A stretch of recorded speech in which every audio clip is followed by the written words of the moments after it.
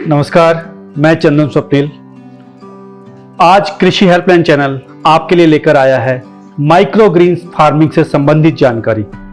कम जगह पर low cost में कैसे उगाएं माइक्रो ग्रीन और तत्काल लें फसल। क्या आप जानते हैं पौधे की शुरुआत में आने वाली पत्तियां आपकी सेहत के लिए कितनी फायदेमंद हैं और ये आपकी कमाई का अच्छा जरिया बन सकती हैं।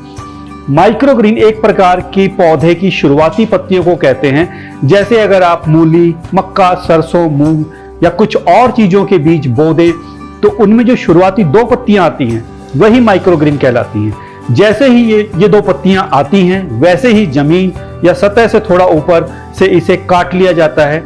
यानी माइक्रो ग्रीन में पहली दो पत्तियां और साथ ही उसका तना शामिल होता है, जिन्हें हम सच्ची पत्तियां भी कहते हैं। बोलचाल की भाषा में कहें तो एक प्रकार का खाया जाने वाला पौधा। एक माइक्रो ग्रीन में आमतौर पर पौधे का तना, बीज पत्र यानी बीज में शामिल पहली पत्तियां और पौधे की प्रजाति के आधार पर उसके सबसे पहले निकलने वाली सच्ची पत्तियां शामिल होती हैं। माइक्रो ग्रीन का आकार 5 से 7.5 सेंटीमीटर तक होता है। यह पोषण, स्वाद, रंग, रूप व बनावट समेत कई गुणों से युक्त है। हाल ही में माइक्रो ग्रीन की मांग काफी बढ़ी है। इसकी वजह तत्काल प्रोडक्शन चक्र, कम इनपुट लागत और एक छोटे फुट स्टेप पर आधारित है। इसके उत्पादन के लिए बड़ी मात्रा में स्थान या संसाधन की जरूरत नहीं पड़ती। कई प्रकार के उपयोगी माइक्रो ग्रीन पौधों की खेती की जा सकती है। इन पौधों के चयन में जरूरी है कि ये लोगों के इस्तेमाल के लिए उपयुक्त और सुरक्षित हों। पौधों को उपयोग के आधार पर 100 से अधिक विशिष्ट पौधों की प्रजातियों को नियमित रूप में उगाया और बेचा जा सकता है। माइक्रो ग्रीन का फसल चक्र छोटा होता है। इसकी विभिन्न किस्में और प्रकार अलग अलग दरों से बढ़ते हैं। सूक्ष्म साग के रूप में उत्पादित सब्जियां 7 से 14 दिनों में कटाई के लिए तैयार हो जाती हैं। वहीं सूक्ष्म साग के रूप में खेती की जाने वाली जड़ी बूटियां परिपक्व होने में 16 से 25 दिन लेती हैं। सामान्य किस्में 7 से 14 दिन में तेजी से बढ़ने वाली सब्जियां गोभी, मक्का, कैल, सरसों, मूली। 15 से 25 दिन में धीमी गति से बढ़ने वाली सब्जियां चलाई, चुकंदर, गाजर, स्विस गार्ड। 15 से 30 दिन में धीमी गति से बढ़ने वाली जड़ी बूटियां तुलसी, सोआ, सौंफ, सॉल्टवॉट, सोरेल।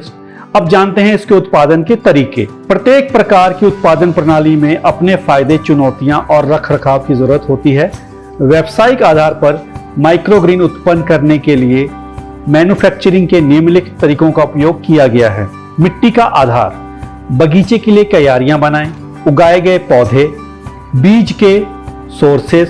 साधारण फसल की तुलना में माइक्रो ग्रीन को विकसित होने में अधिक बीज चाहिए। इसमें बीज की लागत के साथ साथ एक समग्र रकम भी मायने रखती है। कई बार हालात ये तय करते हैं कि प्रोडक्ट फायदेमंद साबित होगा या नहीं। अंकुरण और वृद्धि, किसान को माइक्रो ग्रीन के उत्पादन में पर्यावरण और जरूरत अनुसार संसाधन विकसित करने में महारत हासिल होनी चाहिए। ये संसाधन बीजों को अंकुरित करने के लिए आवश्यक होते हैं।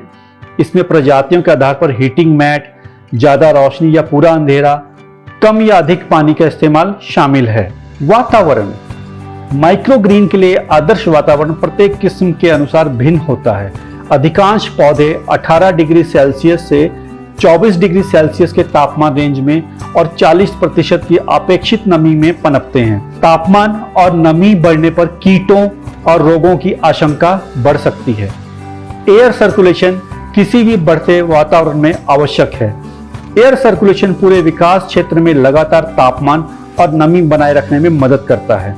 बढ़ते स्थान के भीतर हवा को मिलाने और आदान प्रदान करने के लिए उत्पादकों को हॉरिजॉन्टल विंड टरबाइन फैन या नेचुरल एयर मूवमेंट को नियोजित करना चाहिए। यदि पौधे को एक वर्टिक रैक सिस्टम में उगाया जाता है तो परतों के बीच की हवा की मूवमेंट को नियोजित करना चाहिए, अन्यथा परतों के बीच फंसी हवा स्थिर होने से रोग का खतरा बढ़ सकता है। लाइट की व्यवस्था, कई पौधे नेचुरल लाइट की तुलना में आर्टिफिशियल लाइट के प्रति अलग तरह से प्रतिक्रिया करते हैं। ग्रीन हाउस वातावरण में 4 से 6 घंटे के प्राकृतिक सूर्य के प्रकाश को रोजाना 12 से 18 घंटे की रोशनी में बदलकर माइक्रो ग्रीन उत्पादन की लागत में काफी वृद्धि होगी।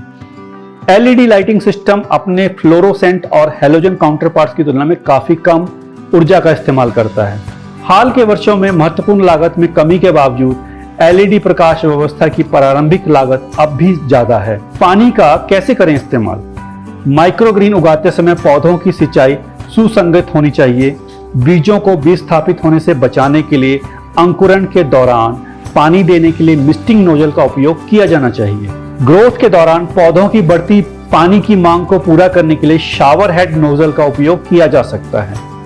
फर्श पर खड़ा पानी कीटों और रोगों के लिए प्रजनन स्थल के रूप में काम कर सकता है। कटाई सबसे महत्वपूर्ण। माइक्रोग्रीन हार्वेस्टिंग उत्पादन प्रक्रिया का एक महत्वपूर्ण चरण है।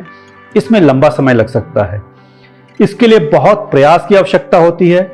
इन माइक्रो पौधों की कटाई करना उनके छोटे आकार के कारण चुनौतीपूर्ण होता है। इसे सावधानी से किया जाना चाहिए। कटाई के बाद की ताजगी, फसल की गुणवत्ता और उचित खाद्य सुरक्षा उपायों को सुनिश्चित करने के लिए रेफ्रिजरेशन की आवश्यकता होती है।